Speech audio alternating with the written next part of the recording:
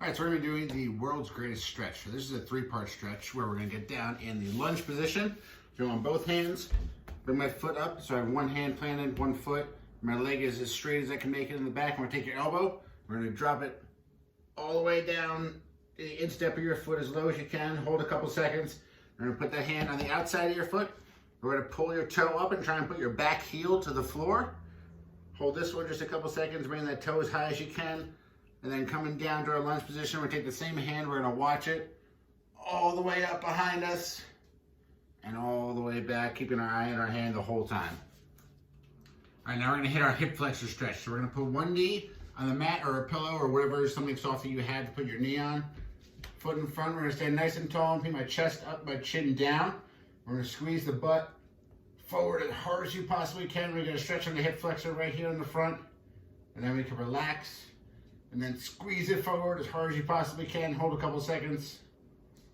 All right, so now we're gonna do the eccentric step up. So what eccentric means is that we're just gonna go very slow on the lowering phase. So in the step up version, we're gonna step up onto our coffee table behind here in a moment. And we're gonna lower ourselves as slowly as we possibly can, 5 or 6 seconds until your back foot hits the floor. So it's gonna look like this.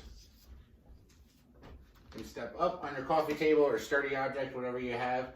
And then we're gonna go very, very slow on the way down, as slow and controlled as you can, and just hit the floor nice and soft. And then put all the weight on this front leg, and we're gonna step right back up. And that's one. All right, so now we're gonna do the push-up prisoner squat ladder. So ladder means that we're gonna go in ascending order of each exercise. So we're gonna hit one push-up, one squat, 2 push-ups, 2 squats. So it looks something like this. We'll go down for our push-up. We'll do 1. Then we'll come up, prisoner squat, 1. Then we'll go 2, prisoner squat, 2. You keep going until you got to 10. Okay, so now we're gonna do dead bugs. So you're gonna lie on the floor on your back. We're gonna keep your knees at about 90 degrees and hands straight up in the air. And then from here, we're gonna take our opposing hand and leg, and we're gonna slowly let them come all the way out, straighten the leg out until they're just above the ground. We don't want to hit the ground. And then bring them right back up. And then we'll switch.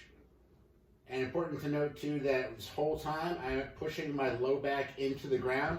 I'm not allowing my back to come up and hyperextend up. I'm keeping it flat against the ground the whole time.